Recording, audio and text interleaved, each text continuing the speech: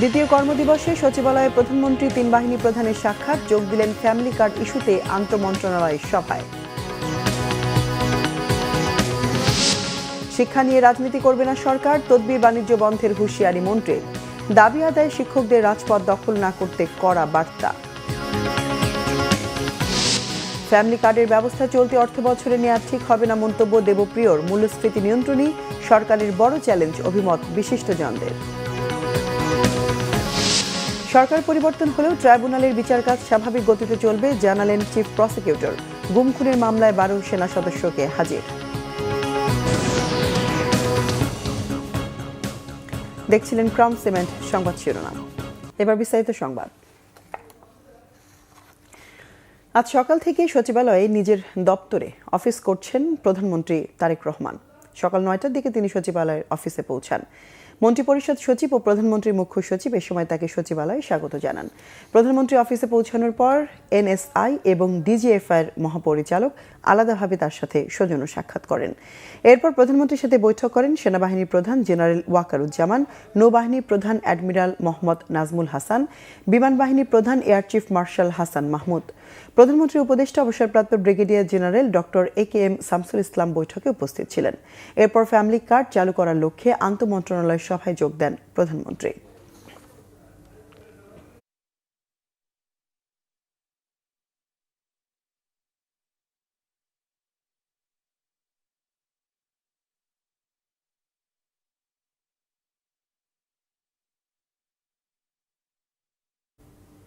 দর্শক, এই মুহূর্তে সচিবালয়ে রয়েছেন বিশেষ প্রতিনিধি মুহিবুল্লাহ মুহিব। চলে যাচ্ছে সেখানে। মুহিব, সচিবালয়ে প্রধানমন্ত্রী ও মন্ত্রীদের কর্মসূচি সম্পর্কে বিস্তারিত জানাবেন। সকাল থেকেই কিন্তু প্রধানমন্ত্রী তারেক রহমান তিনি সচিবালয়ে ব্যস্ত সময় পার করছেন। সকাল 8:45 তিনি বাসা থেকে বেরিয়ে 9টার পরপরই কিন্তু সচিবালয়ে এসে পৌঁছান এবং তারপর থেকেই কিন্তু একের পর এক দফায় দফায় মিটিং চলছে। প্রথমত তিনি মন্ত্রী পরিষদের যারা সদস্য এটি তাদেরকে নিয়ে অঘোষিত একটি সভা, অনানুষ্ঠানিক সভা অনুষ্ঠিত হয় এবং সেই সভা থেকেই তিনি কিন্তু জানান যে বৃক্ষরোপণের মতো কর্মসূচি তিনি খুব দ্রুত শুরু করতে চান। সারা দেশে প্রতি বছর 5 কোটি করে গাছ লাগাতে চান। একই সঙ্গে আপনি ইতিমধ্যেই জেনেছেন যে খাল খননের জন্য যে শহীদ প্রেসিডেন্ট জিয়াউর রহমানের যে পরিকল্পনা বা তার সময়ের যে কার্যক্রম সেটিকে নতুন করে আবার শুরু করতে চান তারেক রহমান। এরই অংশ হিসাবে দ্রুত সময়ের মধ্যে কিভাবে মরা খালগুলোকে আবারও জীবন্ত অবস্থায় ফিরিয়ে আনা যায়, দখল দূষণ থেকে নদী খাল এগুলিকে কিভাবে তৈরি করা ফিরিয়ে আনা যায়, একই সঙ্গে বিশেষ করে প্রতিটি গ্রামে গঞ্জে যেসব পুকুর রয়েছে সেই পুকুরগুলিতেও মূলত রক্ষণাবেক্ষণের জন্য কি কি করা যায় সেগুলো মূলত উনি নির্দেশনা দিচ্ছেন। আপনাকে জানিয়ে রাখি যে সকালে কিন্তু তিন বাহিনীর প্রধান এখানে তার সঙ্গে দেখা করতে এসেছেন। তার সঙ্গে এখনো মন্ত্রীদের সঙ্গে বৈঠক চলছে। সিনিয়র যারা সচিব তাদের সঙ্গেও কিন্তু বৈঠক হয়েছে। কিছুক্ষণ আগে শিক্ষামন্ত্রী ডক্টর এহসানুল হক মিলন তিনি কথা বলছিলেন এবং তিনি সেই ব্রিফিং শেষ করে তিনি আবার এইখানে অর্থাৎ প্রধানমন্ত্রী তারেক রহমানের এই সভায় যুক্ত হয়েছেন। অর্থাৎ সব মন্ত্রণালয়ের যারা দায়িত্বপ্রাপ্ত মন্ত্রী তাদের কিন্তু ব্যস্ত সময় পার হচ্ছে, কারণ প্রধানমন্ত্রী তারেক রহমান সচিবালয়ে অফিস করছেন, এখনো তিনি আছেন এবং সবাই কিন্তু তার এই কার্যক্রম নিয়ে সবাই আসলে কি ধরনের নির্দেশনা আসে, নতুন বাংলাদেশ বিনির্মাণে কি ধরনের উদ্যোগ গ্রহণ করা হয় সেই বিষয়গুলো নিয়েই কিন্তু প্রতিটি মন্ত্রণালয়ের দায়িত্বপ্রাপ্ত মন্ত্রীরা দিক নির্দেশনা নেওয়ার অপেক্ষায় রয়েছেন প্রধানমন্ত্রী তারেক রহমানের। তো এই ছিল যে আমার কাছে সচিবালয়ে সার্বিক পরিস্থিতির তথ্য। মুহিব, ধন্যবাদ আপনাকে। প্রয়োজনে আবারও যোগাযোগ করব। শিক্ষা খাতে প্রশাসনিকভাবে তদবির বাণিজ্য বন্ধ করার পাশাপাশি শিক্ষা মন্ত্রণালয় কোনো দুর্নীতিকেই প্রশ্রয় দেওয়া হবে না বলে জানিয়েছেন শিক্ষামন্ত্রী আ.ন.ম এহসানুল হক মিলন। সচিবালয়ে নিজ মন্ত্রণালয়ের সভাকক্ষে সংবাদ সম্মেলনে তিনি কথা বলেন। দাবি আদায়ে শিক্ষকদের আর রাজপথ দখল করে আন্দোলন করতে হবে না বলেও জানান তিনি। ইংলিশ মিডিয়াম স্কুলগুলোকে শিক্ষা মন্ত্রণালয়ে অধীনস্থ করার পরিকল্পনা রয়েছে বলেও জানান শিক্ষামন্ত্রী। শিক্ষা খাতে বরাদ্দ বাড়িয়ে জিডিপির 5% উন্নীত করা হবে সংবাদ সম্মেলনে জানিয়েছেন শিক্ষা প্রতিমন্ত্রী ববি হাজ্জাজ। বিশ্বের বিভিন্ন দেশের ভাষাকে তৃতীয় ভাষা হিসেবে শিক্ষাকে বাধ্যতামূলক করা হবে বলেও জানান শিক্ষা প্রতিমন্ত্রী। গত বছরগুলোতে শিক্ষা খাতে বরাদ্দ মোট বাজেটের প্রায় 12% আশেপাশে থেকেছে এবং জিডিপির অনুপাতে তা 1.5-2% কাছাকাছি ঘোরাফেরা করেছে। এটা একটি কাঠামোগত সীমা, কিন্তু আমাদের সরকারের, বিশেষ করে মাননীয় প্রধানমন্ত্রী জনাব তারেক রহমানের নীতিগত অবস্থান পরিষ্কার। শিক্ষা খাতে বরাদ্দ জিডিপির 5% নির্বাচনী অঙ্গীকার, সার্টিফিকেট নয় সক্ষমতা। এটাই মাননীয় প্রধানমন্ত্রী বলেছেন, আমরা সেই সক্ষমতাকে পরীক্ষায় আনব। যে আপনি শিক্ষকতা করবেন, ক্লাসরুম ছেড়ে আন্দোলন করবেন, এটা তো হতে পারে না। আপনাদের দাবি দেওয়া যেভাবে আসা সেভাবে আসবে, আমরা সেগুলিকে অ্যাড্রেস করব। এমন তো না আমরা অ্যাড্রেস করছি না, আমরা করব। কিন্তু রাজপথ দখল করে তো দাবি দেওয়া আদায় করার কোনো প্রয়োজন নেই, কারণ আমরা দাবি দেওয়া আদায় করতে করতে এইটুকু পর্যন্ত এসছি। অতএব আমরা বুঝি কোনটা দিতে হবে কোনটা দিতে হবে না, এবং আমরা তাদের পক্ষেই থাকি, কারণ তারাই তো মানুষ গড়ার কারিগর। আমি আশা করি তারা আমাদের মেসেজ পেয়ে গিয়েছে এবং পেয়ে যাবে, এবং সেভাবেই তারা কাজ করবে। দর্শক, এই মুহূর্তে পররাষ্ট্র মন্ত্রণালয়ে আছেন বিশেষ প্রতিনিধি ইমরুল কায়েস। সরাসরি চলে যাচ্ছে তার সাথে। কায়েস, পররাষ্ট্রমন্ত্রী কি সাংবাদিকদের সাথে কথা বলেছেন? মন্ত্রণালয়ের কার্যক্রম সম্পর্কে আমাদেরকে জানাবেন। ধন্যবাদ জেবা আপনাকে। জেবা, নতুন পররাষ্ট্রমন্ত্রী ডক্টর খলিলুর রহমান এবং পররাষ্ট্র প্রতিমন্ত্রী শামা ওবায়েদ, তারা দুজনে আজ অফিসে এসেছেন। যদিও গতকালকে তাদের আসার কথা ছিল, কিন্তু গতকালকে তারা মিনিস্ট্রিতে আসতে পারেনি, কারণ জানেন যে সচিবালয়ে মন্ত্রিপরিষদের বৈঠক ছিল প্রধানমন্ত্রীর সভাপতিত্বে, সেখানে গিয়েছেন এবং আরও অন্যান্য কার্যক্রম ছিল। সে কারণে তারা গতকাল আসলে আসতে পারেননি। তবে গতকাল একটি কাজ করেছিলেন, সেটি নেপালের পররাষ্ট্রমন্ত্রীর সাথে সন্ধ্যা দিকে বৈঠক করেছেন। যাই হোক, আজকে তারা সকাল থেকেই দুজনই অফিস করছেন, পররাষ্ট্রমন্ত্রী এবং প্রতিমন্ত্রী। তা আমাদের গণমাধ্যমের সাথে পররাষ্ট্র প্রতিমন্ত্রী শামা ওবায়েদ তিনি কথা বলেছেন, এবং তিনি যেটি বলার চেষ্টা করছেন সেটি হচ্ছে যে ধরনের সম্পর্কই থাক, অর্থাৎ অতীতে বিভিন্ন দেশের সাথে যে ধরনের সম্পর্কে বাংলাদেশের সাথে থাক, এখন যেহেতু একটি গণতান্ত্রিক সরকার, গণতান্ত্রিকভাবে নির্বাচিত একটি সরকার বাংলাদেশের ক্ষমতায় এসেছে, সে কারণে বাংলাদেশের মেরুদণ্ড সোজা থাকবে। অর্থাৎ বাংলাদেশ তার জাতীয় স্বার্থকে প্রাধান্য দেবে বিভিন্ন দেশের সম্পর্কের ক্ষেত্রে। এবং তাকে প্রশ্ন করা হয়েছিল যে প্রতিবেশী দেশ সহ অনেক দেশের সাথেই একটু সম্পর্কে টানাপোড়েন চলছে, সেই বিষয়গুলো কিভাবে দেখাবে। তখন তিনি বলেছেন যে আসলে সর্বাগ্রে বাংলাদেশের যে জাতীয় স্বার্থ রয়েছে সেই স্বার্থকে প্রাধান্য দিয়ে মেরুদণ্ড সোজা করে বাংলাদেশের সম্পর্ক অন্যান্য দেশের সাথে নিয়ে নিতে হবে। এরপর তাকে আসলে প্রশ্ন করা হয়েছিল যে ভিসা নিয়ে ইটালি সহ কিছু দেশের সাথে বাংলাদেশিদের এই মুহূর্তে ঠিকমতো ভিসা দেওয়া হচ্ছে না, সেই বিষয়ে কথা বলা হয়েছে। তো তিনি বলেছেন যে ভিসার বিষয়টি আসলে দেখছেন, যেহেতু তারা নতুন করে দায়িত্ব গ্রহণ করেছেন এবং দায়িত্ব গ্রহণ করে বলা চলে যে ফরমালি আজকেই প্রথম অফিস করছেন, সে কারণে তারা এই বিষয়গুলো দেখবেন এবং কিভাবে এগুলো মিউচুয়ালি সমাধান করা যায় সেই পথ তারা খুঁজছেন, এবং সেভাবেই তারা দিক নির্দেশনা দিচ্ছেন। আরেকটি কথা বলেছেন যে নতুন সরকার প্রধান দায়িত্ব প্রধানমন্ত্রী তারেক রহমান যে নির্দেশনা দেবেন, এবং ইশতেহারে যে কথা বলা হয়েছে, অর্থাৎ পররাষ্ট্রনীতির ক্ষেত্রে যে ধরনের ইশতেহারে যে ধরনের কথা বলা হয়েছে, অঙ্গীকার করা হয়েছে, সেই বিষয়গুলো সর্বাগ্রে প্রাধান্য দেবে এবং সেইভাবেই বাংলাদেশের পররাষ্ট্র নির্ধারিত হবে। কারণ আপনি জানেন যে এর আগে অন্তর্বর্তী সরকার ক্ষমতায় ছিল, তখন সেই সরকারটি আসলে নির্বাচিত ছিল না, এবং তার আগে যে সরকার ছিল তিনি বললেন যে সেই সরকারও নির্বাচিত ছিলেন, অর্থাৎ প্রপার যে গণতান্ত্রিক ভোট, সেই ভোটের মাধ্যমে তারা আসেনি, যে কারণে বাংলাদেশের বহির্বিশ্বের সাথে সম্পর্কের ক্ষেত্রে এক ধরনের নেতিবাচক প্রবণতা লক্ষ্য করা গেছে। কিন্তু বর্তমানে যেহেতু নির্বাচিত সরকার দায়িত্ব গ্রহণ করেছেন, সেই কারণে তারা ভালো সম্পর্ক, সুসম্পর্ক স্থাপন করবেন। আর আরেকটি বিষয় যে আজকেই তারা মন্ত্রণালয়ে যেহেতু প্রথম এসেছেন, সে কারণে এখানে ঊর্ধ্বতন কর্মকর্তা যারা রয়েছেন, সচিব সহ, তাদের সাথে বৈঠক করছেন এবং নিয়মিত যে বৈঠকের অংশ হিসেবে তাদেরকে বিভিন্ন ধরনের নির্দেশনা মন্ত্রী এবং প্রতিমন্ত্রী তারা দিয়েছেন, এবং তারা আসলে জানা এবং বোঝার চেষ্টা করছেন যে যারা কর্মকর্তা যারা রয়েছেন, যারা অন্যান্যরা রয়েছেন, তাদের কাছ থেকে জানার চেষ্টা করছেন, বোঝার চেষ্টা করছেন যে এই মুহূর্তের আসলে পররাষ্ট্রমন্ত্রীর পরিস্থিতি কি। তো সবকিছু মিলে আসলে এইভাবেই আজকে তাদের সময়টি কেটেছে। আমরা আশা করছি যে পরবর্তীতে প্রতি সাপ্তাহিক যে ব্রিফিং হবে এবং অন্যান্য যে ব্রিফিং হবে, সেখানে আমরা আসলে জানতে পারবো যে নতুন সরকার পররাষ্ট্রনীতি কোন দিকে যাচ্ছে। জেবা। ইমরুল, ধন্যবাদ আপনাকে। দর্শক, পররাষ্ট্র মন্ত্রণালয় থেকে যুক্ত হয়েছিলেন সহকর্মী ইমরুল কায়েস। অন্তর্বর্তী সরকার বন্দর সহ যেসব বৈদেশিক চুক্তি করেছে তা পুনর্বিবেচনা করা দরকার বলে মনে করেন নাগরিক প্ল্যাটফর্মের আহ্বায়ক ডক্টর দেবপ্রিয় ভট্টাচার্য। বলেন, অন্তর্বর্তী সরকারের চেয়েও খারাপ ঋণ পরিস্থিতি পেয়েছে নতুন সরকার। রাজধানীর মহাখালীতে ব্র্যাক সেন্টার এনে নাগরিক প্ল্যাটফর্মের মিডিয়া ব্রিফিংয়ে এসব কথা বলেন তিনি। নাগরিক প্ল্যাটফর্ম জানায়, ঋণের কিস্তি পরিশোধে বিদেশি ঋণের চাপ সামনে আরও বাড়বে, যা সরকারের জন্য চ্যালেঞ্জ তৈরি করবে। নতুন সরকার দায় দেনা মেটাতে নতুন করে টাকা ছাপানো হলে তা হবে আরও বেশি উদ্বেগজনক। এমন বাস্তবতায় কর জিডিপি অনুপাত 15% উন্নীত করার কোনো বিকল্প নেই বলেও উঠে এসেছে এসডিজি বাস্তবায়নে নাগরিক প্ল্যাটফর্মের পর্যালোচনায়। জনতুষ্টি না করে ব্যাংকিং খাতে জিরো টলারেন্সের পাশাপাশি নতুন সরকারকে আর্থিক খাতে সংযমী হওয়ার তাগিদ দেন আলোচকরা। নতুন সরকারের প্রতিশ্রুত ফ্যামিলি কার্ডের ব্যবস্থা চলতি অর্থ বছরে করা ঠিক হবে না বলে মত আলোচকদের। জুলাই গণঅভ্যুত্থানে রাজধানীর রামপুরায় 28 জনকে হত্যা মামলায় বিজিবি কর্মকর্তা লেফটেন্যান্ট কর্নেল রেদানুল ইসলাম সহ 4 জনের বিরুদ্ধে সাক্ষ্য গ্রহণ অনুষ্ঠিত হয়েছে। আওয়ামী লীগের সাধারণ সম্পাদক ওবায়দুল কাদের সহ 7 জনের বিরুদ্ধেও সাক্ষ্য গ্রহণ শুরু হয়েছে। আন্তর্জাতিক অপরাধ ট্রাইব্যুনাল 1-এর চেয়ারম্যান বিচারপতি মোহাম্মদ গোলাম মর্তুজা মজুমদারের নেতৃত্বাধীন 3 সদস্যের ট্রাইব্যুনালে ওবায়দুল কাদের সহ 7 জনের বিরুদ্ধে সাক্ষ্য গ্রহণ শুরু হয়েছে।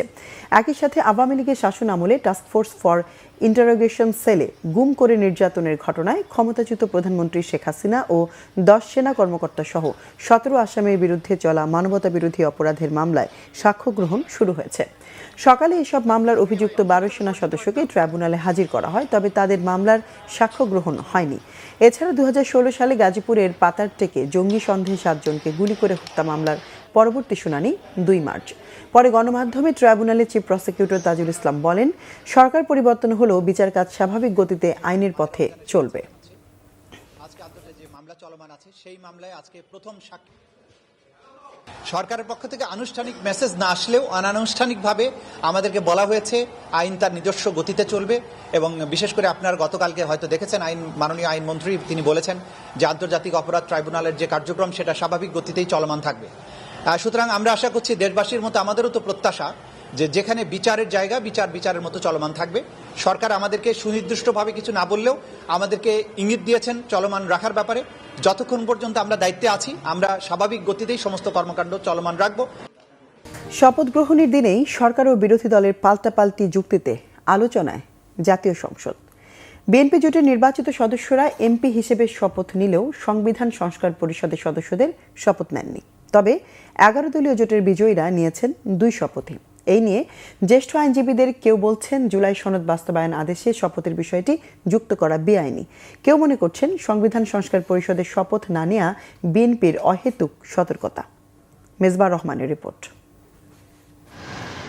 ত্রয়োদশ জাতীয় সংসদ নির্বাচনে বিজয়ীদের শপথ নিয়ে শুরুতেই এক ধরনের জটিলতা দেখা দেয়। শুধু সংসদ সদস্য হিসেবে শপথ নেন বিএনপি জোটের নির্বাচিত সদস্যরা। এদিকে সংসদ সদস্য ও সংবিধান সংস্কার পরিষদের সদস্য হিসেবে শপথ নেন বিরোধী দল জামাত ও জোট শরিক এনসিপির নির্বাচিতরা।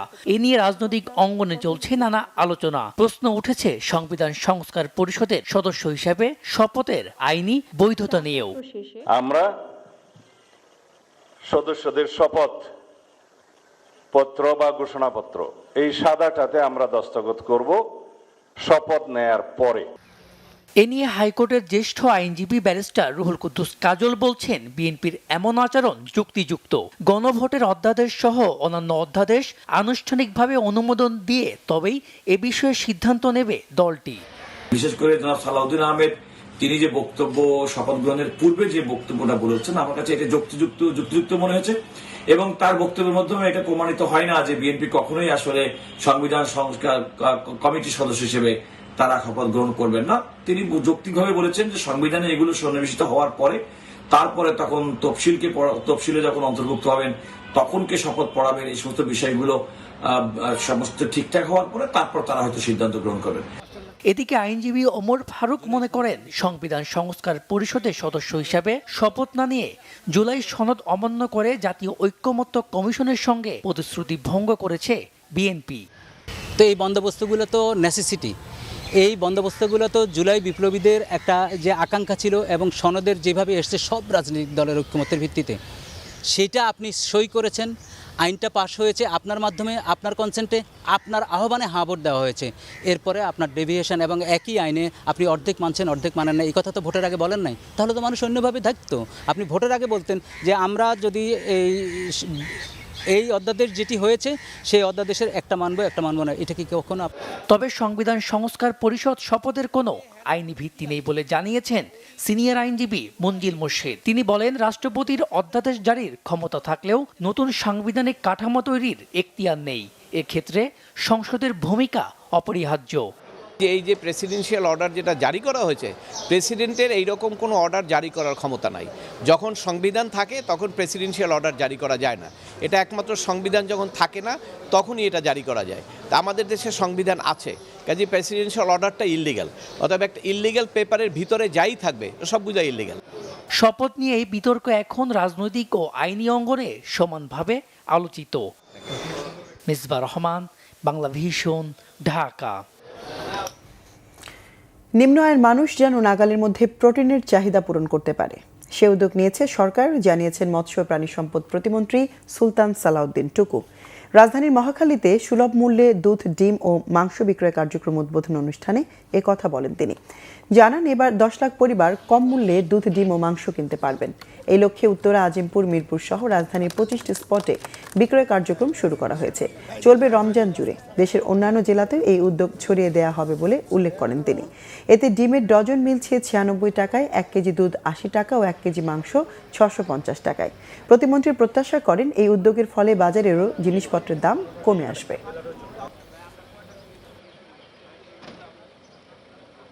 নিম্ন আয়ের মানুষরা যাতে সহজেই প্রোটিন জাতীয় যে খাদ্য সেটি যাতে সহজলভ্য হয়, তাদের ক্রয় ক্ষমতার মধ্যে থাকে। সারা বাংলাদেশে 10 লক্ষাধিক পরিবারকে আমরা এই কার্যক্রমের আওতায় আনতে সক্ষম হব। বাজারেও কিছু দাম কমে যাবে, যেটা সাধারণ মানুষও উপকৃত হবে।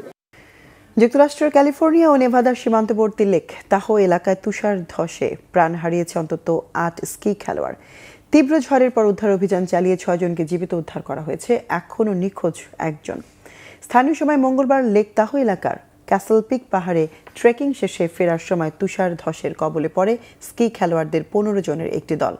ঝড়ের পর 6 জনকে জীবিত উদ্ধার করা সম্ভব হলেও নিখোঁজ ছিল বাকি 9 জন। টানা অভিযানের পর বুধবার বিকেলে 8 জনের মরদেহ উদ্ধারের খবর জানান নেভাদা কাউন্টির পুলিশ প্রধান। নিখোঁজ আরেকজন বেঁচে নেই বলে ধারণা করছে পুলিশ, তবে তাকে উদ্ধার অভিযান চলছে। তুষার ঝড়, প্রচণ্ড বাতাস ও বৈরী আবহাওয়ার কারণে উদ্ধার কাজ মারাত্মকভাবে বাধাগ্রস্ত হচ্ছে। এদিকে প্রবল ঝড়ের কারণে নেভাদার পর্বতমালায় কয়েক ফুট উঁচু বরফ জমেছে। ভারী তুষারপাতের কারণে সামনে কিছুই দেখা যায় না। এমন অবস্থায় সতর্কতা জারি করেছে আবহাওয়া বিভাগ। ভারতে অনুষ্ঠেয় 2টি বৈশ্বিক টুর্নামেন্ট অস্ট্রেলিয়ায় সরিয়ে নেওয়ার কথা ভাবছে আইসিসি। পরিকল্পনাটি সম্পর্কে অবগত 2টি সূত্রের বরাতে অস্ট্রেলিয়ার সংবাদ মাধ্যম সিডনি মর্নিং হেরাল্ড বুধবার এই খবর দিয়েছে। চলমান টি-20 বিশ্বকাপে বাংলাদেশের ভারতে না যাওয়া আর পাকিস্তান সরকার থেকে ভারতের বিপক্ষে ম্যাচ বয়কটের ঘোষণার পরিপ্রেক্ষিতে যে টানাপোড়েন তৈরি হয়েছে, ভবিষ্যতে এমন কিছু এড়াতে বিকল্প ভেন্যুর কথা ভাবছে আন্তর্জাতিক ক্রিকেট সংস্থা। 2029 সালে চ্যাম্পিয়ন্স ট্রফি এবং 2031 সালে ওয়ানডে বিশ্বকাপ হওয়ার কথা ভারতে। এর মধ্যে বিশ্বকাপে ভারতের সঙ্গে সহ আয়োজক হিসেবে আছে বাংলাদেশ। সিডনি মর্নিং হেরাল্ডের প্রতিবেদনে বলা হয়, ক্রিকেটের আর্থিক শক্তির কেন্দ্র হিসেবে ভারত সম্প্রতি অধিকাংশ বড় টুর্নামেন্টের আয়োজক সত্ত্ব পেয়েছে, কিন্তু আঞ্চলিক প্রতিবেশীদের সঙ্গে জটিল সম্পর্কের কারণে সেই সত্ত্ব পুনর্বিবেচনার কারণ হয়ে উঠতে পারে। ভারত ও শ্রীলঙ্কায় চলমান টি-20 বিশ্বকাপকে নানাভাবে বিপর্যস্ত করা রাজনৈতিক উত্তেজনার প্রেক্ষাপটে 2029 ও 2031 সালে ভারতে অনুষ্ঠেয় 2 বৈশ্বিক টুর্নামেন্টের জন্য অস্ট্রেলিয়াকে বিবেচনা করা হতে পারে উল্লেখ করা হয় প্রতিবেদনে। অস্ট্রেলিয়ায় 2028 সালে টি-20 বিশ্বকাপ হওয়ার কথা রয়েছে, যেখানে সহ আয়োজক হিসেবে নিউজিল্যান্ড আছে। সংবাদ শেষ করব ক্রাউন সিমেন্ট শিরোনামগুলো আরেকবার জানিয়ে। দ্বিতীয় কর্মদিবসে সচিবালয়ে প্রধানমন্ত্রী 3 বাহিনী প্রধানের সাক্ষাৎ, যোগ দিলেন ফ্যামিলি কার্ড ইস্যুতে আন্তঃমন্ত্রণালয়ের সভায়। শিক্ষা নিয়ে রাজনীতি করবে না সরকার, তদবির বাণিজ্য বন্ধের হুঁশিয়ারি মন্ত্রীর, দাবি আদায়ে শিক্ষকদের রাজপথ দখল না করতে কড়া বার্তা। ফ্যামিলি কার্ডের ব্যবস্থা চলতি অর্থ বছরে নেওয়া ঠিক হবে না, মন্তব্য দেবপ্রিয়র। মূল্যস্ফীতি নিয়ন্ত্রণই সরকারের বড় চ্যালেঞ্জ, অভিমত বিশিষ্টজনদের। সরকার পরিবর্তন হলেও ট্রাইব্যুনালের বিচার কাজ স্বাভাবিক গতিতে চলবে, জানালেন চিফ প্রসিকিউটর। গুম খুনের মামলার 12 সেনা সদস্যকে হাজির। দর্শক, ছিল এখনকার মতো। পরের সংবাদ বিকেল 4টায়, এর আগে 3টায় রয়েছে নিউজ টপ 10। দেখার আমন্ত্রণ রইল। এছাড়া বাংলাভিশন সংবাদ ও সংবাদ সংশ্লিষ্ট অনুষ্ঠান দেখতে ভিজিট করুন www.bvnews24.com ও facebook.com/banglavisionnews এবং সাবস্ক্রাইব করুন youtube.com/banglavisionnews। এতক্ষণ সঙ্গে থাকায় ধন্যবাদ সবাইকে।